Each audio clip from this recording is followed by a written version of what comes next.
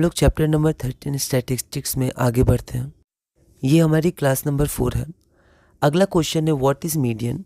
What is the median of an ungroup data containing n observations? Median is a measure which gives the value of the middle most observation in the data. तो जो हमारे पास data given है उसमें middle data, उसके बारे में हमें information देता है, मिडिल मोस्ट डेटा या observation in the data. For finding the median of an ungrouped data, we first arrange the data values of the observations in ascending order। तो जो रैंडम ऑर्डर में जनरली दिया रहता है तो उसको हम लोग सबसे पहले असेंडिंग ऑर्डर में अरेंज करते हैं पहले कि हम मिडिल मोस्ट एलिमेंट या मिडिल मोस्ट ऑब्जर्वेशन निकालें। उसके पहले असेंडिंग ऑर्डर, और उसके बाद अगर हमारे पास given number of observation n odd है तो मीडियन हो जाएगा n+1/2th टर्म, और अगर हमारे पास n इवन है तो मीडियन हो जाएगा n/2+1। यहाँ ध्यान रखेंगे n/2 अलग है, फिर +1th टर्म है ना। तो n/2th टर्म और n/2+1th टर्म, इसका जो एवरेज होता है वो हमारा मीडियन होता है अगर n हमारा इवन है।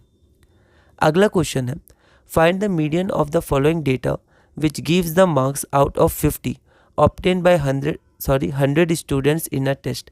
ये NCERT एग्जाम्पल है पर इन टेक्स्ट है, ऐसे कोई अलग से एग्जाम्पल नहीं है, समझाते वक्त NCERT में एग्जाम्पल लिया गया। तो यहाँ पर हमारे पास जो मार्क्स ऑब्टेन्ड है वो अनग्रुप्ड है, इसमें डायरेक्ट मार्क्स दिए हुए हैं जितने मार्क्स हमारे ऑब्टेन हुए। 20 मार्क्स 6 स्टूडेंट्स ने लाए हैं, 28 स्टूडेंट्स ने, 28 मार्क्स 24 स्टूडेंट्स ने, इसी तरह आगे भी दिया हुआ है। तो हमें बताना है कि मीडियन कौन सा है। तो हम लोग देखते हैं, सबसे पहले हम लोग अरेंज करेंगे the marks in the ascending order. ठीक है, तो असेंडिंग ऑर्डर में अरेंज करेंगे। तो यहाँ पर हमारे पास असेंडिंग ऑर्डर में गिवन नहीं है 20, उसके बाद आपका आएगा 25 आ जाएगा, फिर 28, ऐसे करके असेंडिंग ऑर्डर में अरेंज कर लिया। और फिर नंबर ऑफ स्टूडेंट फ्रीक्वेंसी हमने देख लिया जो हमारा फिर 100 आ जाएगा। ठीक है, अब ऐसे मतलब 6 स्टूडेंट 20 लाए तो ऐसे हो जाएगा 20 20 20 20 20 और 20, ये 6 स्टूडेंट्स। उसके बाद 20 स्टूडेंट्स ने 25 लाया तो 25 25, ऐसा 20 बार लिखेंगे, 25 25 25, ऐसे करके हम लोग लिखेंगे 20 बार। उसके बाद 24/28 लिखेंगे। ठीक है, उसके बाद देखेंगे मिडिल मोस्ट क्या है। ठीक है, लेकिन इसमें बहुत टाइम लग जाएगा, है ना। तो हम लोग देखते हैं हम लोग क्या कर सकते हैं। तो यहाँ पर n हमारे पास 100 है और ये हमारे पास इवन है, तो मीडियन क्या हो जाएगा, मीडियन हो जाएगा n/2th टर्म, और n/2+1th टर्म मीडियम होता है। तो यहाँ पर हमारे पास 100/2 that is 50th term and 50+1 51st term. तो इसका एवरेज मतलब 50th term plus 51st term by 2। लेकिन हमें पता नहीं 50th टर्म क्या है, तो ऐसा हम लोग नहीं देखेंगे कि इसको हम लोग ये 6 है, फिर ये 20 है, फिर ये 24 है, तो यहाँ 50 कहाँ आएगा, ऐसे नहीं सोचेंगे। अगर हम लोग इसको सीरीज़ में अरेंज करें तो 6 बार हमें 20 लिखना होगा, 3 4 5 6, फिर हमें 20 बार 25 लिखना होगा, 25 25 2 बार, 25 3 बार, 25 4 बार, ऐसे करके 20 बार 25 लिखना होगा। फिर 24 बार हमें 28 लिखना होगा, 1 बार 28, 2 बार 28, 3 बार 28। फिर यहाँ से गिनना होगा 1 2 3 4 5 6 7 8 9 10, ऐसे करके 50th टर्म में कौन सा नंबर आ रहा है, फिर 51st टर्म, उसके बाद एवरेज निकालना होगा। तो इसके लिए हम लोग एक क्यूमुलेटिव फ्रीक्वेंसी निकालते हैं। ठीक है, जैसे यहाँ पर हमारे पास मार्क्स ऑब्टेन क्या है 20 है ना, और अब 25 है ना, तो जिन बच्चों ने 25 लाया है वो 20 बच्चे हैं। तो हम लोग क्या करेंगे, हम लोग ये मानेंगे कि 25 तक कितने बच्चों ने लाया, मतलब 20 को भी इंक्लूड करेंगे। तो 26 बच्चों ने 25 तक मार्क्स लाए हैं। उसके बाद 28 तक कितने बच्चों ने लाया, तो ये आगे बढ़ जाएगा 6 + 20 + 24। ठीक है, तरीका होता है। फिर 29 कितने लाया, तो ये सब ने लाया 6 20 24 28। ठीक है, तो यहाँ पर हम लोग देखते हैं कि 20 कितने लाया है, कितनों ने लाया है, 6 ने लाया है। अप टू 25 तक कितने लाया है, तो जिन्होंने 20 लाया है और जिन्होंने 25 लाया है। ठीक है, तो यहाँ पर 20 लाया है 25 लाया है, वो दोनों बच्चे अप टू 25 में आ जाएंगे, तो 26 हो जाएगा, ऐड कर देंगे, पीछे के ऑब्जर्वेशन को ऐड करते जाते हैं। फिर से हम लोग देखेंगे 28 कितनों ने लाया, तो जिन्होंने 20 लाया है, जिन्होंने 25 लाया और जिन्होंने 28 लाया है, वो तीनों इंक्लूड हो जाएंगे अप टू 28। तो ऐसे करते करते हम लोग क्या देखेंगे, ऐड करते रहेंगे, तो हमारे पास 100 आ जाएगा। ठीक है, अब यहाँ से हम लोग देख सकते हैं 50th कौन सा टर्म आएगा, तो 6/20, फिर 26, इसमें 6/20 है, और हमारा 20 बार क्या है, 20/25 है। ठीक है, तो 26 और ये 50th, तो जो हमारा 50th होगा वो कहाँ है, 28, मतलब 28 है, मतलब 50th टर्म हमारा 28 है, ठीक है। और 51st टर्म क्या होगा, तो 50 तक 28 है, 51st 29 से शुरू हो जाएगा और 28 बार है, इसलिए 50 + 28 78 तो 50th टर्म हमारा 28 होगा और उसके बाद 29 शुरू हो जाएगा, कितना बार, 28 बार, ठीक है। तो 50th term 28, 51st term 29, okay. तो यहाँ पर हम लोग देख सकते हैं। तो नाउ वी ऐड, इसको हम लोग बोलते हैं, क्या बोलते हैं, क्यूमुलेटिव फ्रीक्वेंसी, जब हम लोग ऐड करते हैं। तो now we add another column depicting this information to the frequency table. ये फ्रीक्वेंसी ये रहा, यहाँ पर हमने देखा था फ्रीक्वेंसी, तो फ्रीक्वेंसी में हमने एक कॉलम और ऐड कर दिया, ये column, this information to the frequency table above and name it as cumulative frequency column. तो ये marks obtained, number of students और ये इनका क्यूमुलेटिव फ्रीक्वेंसी, ठीक है। नाउ द 50th ऑब्जर्वेशन, तो ये देखिए, ये 50th ऑब्जर्वेशन यहाँ पर खत्म हो रहा है, 28 पे खत्म हो रहा है, मतलब लास्ट टर्म हमारा 28 है, वो 50th ऑब्जर्वेशन है। उसके बाद 51st से शुरू होगा, जो हमारा 29 से शुरू होगा, ठीक है। तो 28/29 आएगा, जो हमारा 78 हो जाएगा, क्योंकि पहले 50 था। तो 50th observation 29, 51st observation 50th observation 28, 51st observation 29 हो जाएगा। मीडियन क्या हो जाएगा, 50th + 51st ऑब्जर्वेशन, तो हमारा एवरेज होता है, तो 28 + 29/2 दैट इज़ 28.5, तो हमारा मीडियन हो गया। अगले इसको आप खुद भी एक बार खुद से सेल्फ स्टडी कीजिएगा, अकेले में इसको देखिएगा, सोचिएगा कैसे हुआ, तो आपको समझ में आ जाएगा। अब ग्रुप फ्रीक्वेंसी डिस्ट्रीब्यूशन, अब ये ग्रुप फ्रीक्वेंसी है 100 distribution of marks obtain out of 100 by 53 students in a certain examination, ये हमारे पास गिवन है। हमें फिर से इसमें मीडियन निकालना है। ये फिर से आपका NCERT सॉल्व है, लेकिन इन टेक्स्ट में थ्योरी में समझाया गया है। तो यहाँ पर हम लोग देखते हैं, तो मार्क्स ऑब्टेन, तो सबसे पहले हम लोग फिर से क्या करेंगे, इसको हम लोग ऐसे इंटरवल में नहीं, जैसे हमने up to 25, up to 28, up to ऐसे लिखा था, वैसे हम लोग इसको दो तरह से बना सकते हैं, या तो लेस देन या फिर ग्रेटर देन, ठीक है। तो यहाँ पर 0 से 10 एक हो जाएगा लेस देन 20, ठीक है, मतलब 20 से कम कौन कौन लाए, तो जो 0 से 10 लाए और जो 10 से 20 लाए, ठीक है, तो वो लेस देन 20 में आ जाएंगे, क्योंकि ये जो हमारा 20 है वो 20 इसमें अगले इंटरवल में इंक्लूड होता है, ये 30 अगले इंटरवल में इंक्लूड होता है, तो लेस देन 20 में 20 इंक्लूड नहीं होगा, ठीक है। तो लेस देन 20 कौन कौन हो जाएंगे, 5 और 5 + 3 दैट इज़ 8। लेस देन 30 हमारे हो जाएंगे 5, 3 और 4। तो ऐसे करके लेस टाइप हम लोग बनाते हैं इसमें। लेस देन 30 हमारे क्या हो गए, 5 हो गए, 3 हो गए, 4 हो गए, तो हम लोग ऐड कर लेंगे, तो 5 + 3 + 4 हमारा 12 हो जाएगा।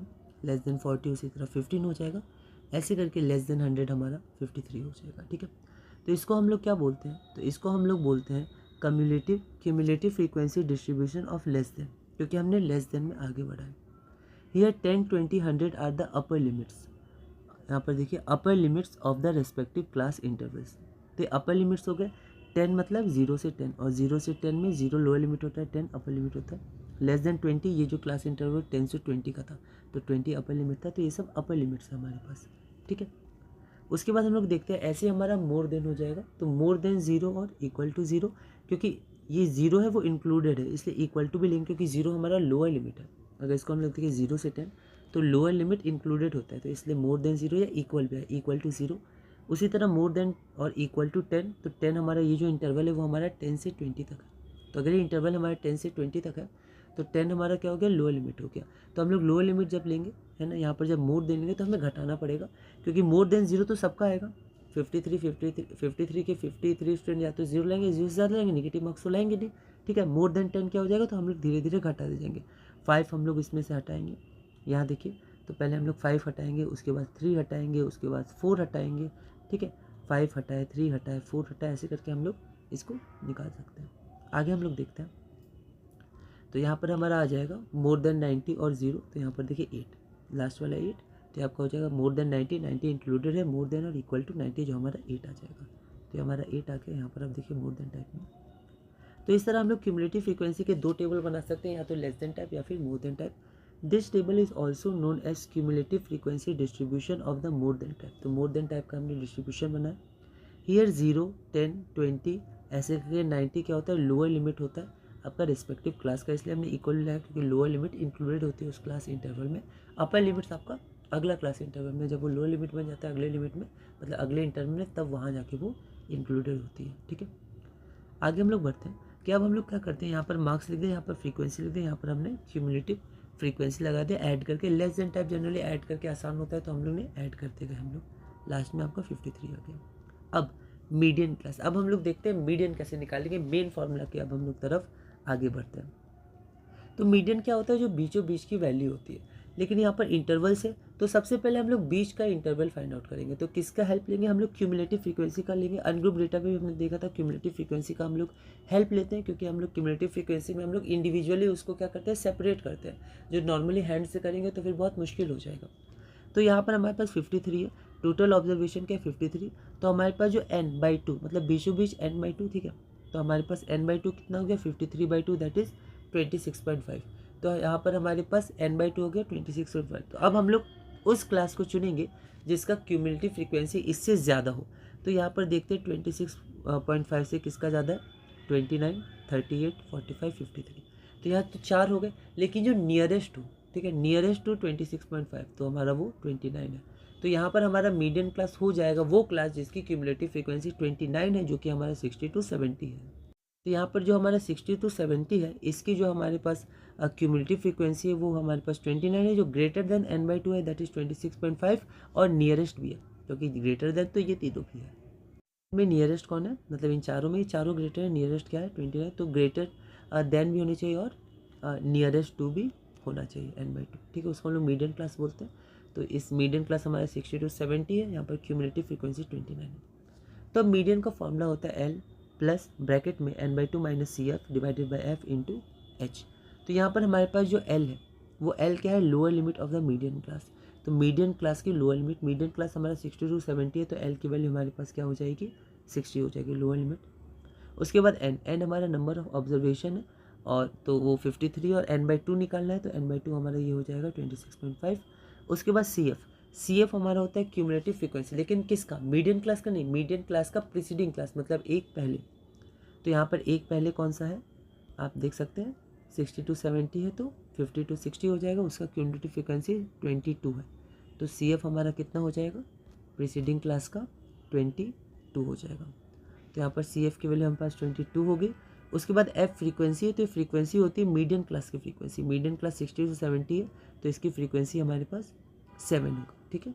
तो ये हमारे पास फ्रीक्वेंसी चाहिए, क्यूमुलेटिव फ्रीक्वेंसी नहीं, फ्रीक्वेंसी, तो वो हमारे पास 7 होगी। उसके बाद H, तो H हमारे पास क्या है, class size, assuming class size to be equal, तो क्लास साइज हमारे पास है H, तो यहाँ पर क्लास साइज देखिए 10 है सबका, ठीक है। तो H की वैल्यू हमारे पास कितनी होगी, तो H की वैल्यू हमारे पास 10 होगी।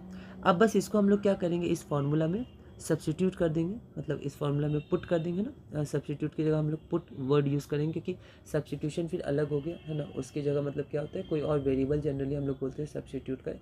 जब हम लोग उस वेरिएबल में वैल्यू को पुट करते हैं, डालते हैं, तो हम लोग उसमें पुट करते हैं, ठीक है। तो यहाँ पर हम लोग इसमें पुट करेंगे इस वैल्यूज़ को, तो इन वैल्यूज़ को पुट करने के बाद आंसर आएगा 66.4, जो हमारा मीडियन है। तो मीडियन क्या होता है, जो एक तरह से हाफ में डिवाइड करता है ना, बीचों बीच की जो वैल्यूज़ होती है, वैल्यू होती है वही मीडियन होती है, middle most value. So about half of the students have scored marks less than 66.4 and the other half have scored marks more than 66.4। यही होता है, दो भाग में बांट देते हैं, तो एक मीडियन से कम मार्क्स स्कोर किया और एक मीडियन से ज़्यादा किया, एक हाफ। अब एक नोट देख लेते हैं, इम्पेरिकल रिलेशनशिप। तो इम्पेरिकल फार्मूला भी होता है, जैसे हमें साइंस में पढ़ना होता है इम्पेरिकल फार्मूला, मॉलिक्यूलर फार्मूला, ये हमें 11th में पढ़ना है केमिस्ट्री में, इम्पेरिकल और मॉलिक्यूलर फार्मूला। लेकिन इम्पेरिकल वर्ड क्या होता है, जो आपका एक्सपेरिमेंट से रिलेटेड है, ठीक है। इम्पेरिकल मतलब होता है ऐसा फार्मूला या ऐसा कोई फैक्ट, इंफॉर्मेशन, लॉ जो हम लोग डिस्कवर किए हैं एक्सपेरिमेंट से। कई एक्सपेरिमेंट, प्रिसाइज और एक्यूरेट एक्सपेरिमेंट्स किए गए, ठीक है, और उनके प्रिसीजन पे ये पाया गया कि ऐसा ही होता है, ठीक है, या जितने ऑब्जर्वेशंस किए हर बार ऐसा हो रहा था।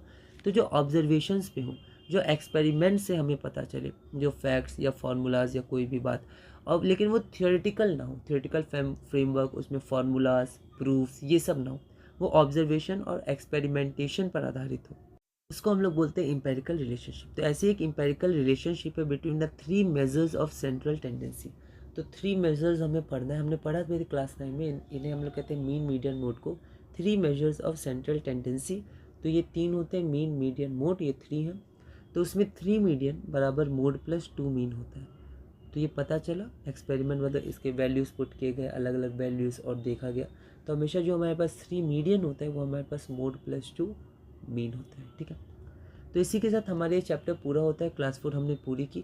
अब बस हम इसके क्वेश्चंस करेंगे, अलग अलग तरह से हम लोग इस क्वेश्चंस करेंगे और आगे बढ़ेंगे। तो इस क्लास में हमने क्वेश्चन नंबर 11 तक किया। अगली क्लास में हम लोग अब अपना अगला चैप्टर शुरू करेंगे और वो हमारा लास्ट चैप्टर होगा क्लास 10 का। और उसके बाद हम लोग सिर्फ क्वेश्चंस प्रैक्टिस करेंगे और सिर्फ क्वेश्चंस पे काम करेंगे। CBSE के प्रीवियस ईयर्स भी हम लोग देखेंगे, अलग अलग तरह के क्वेश्चंस देखेंगे। तो इस वीडियो में हमने ये क्लास पूरी की। अब हमें सिर्फ क्वेश्चंस देखने हैं और अगली वीडियो में हम लोग अपना आखिरी चैप्टर नंबर 14 प्रोबेबिलिटी शुरू करेंगे और धीरे धीरे CBSE NCERT क्लास 10 मैथ्स में आगे बढ़ेंगे।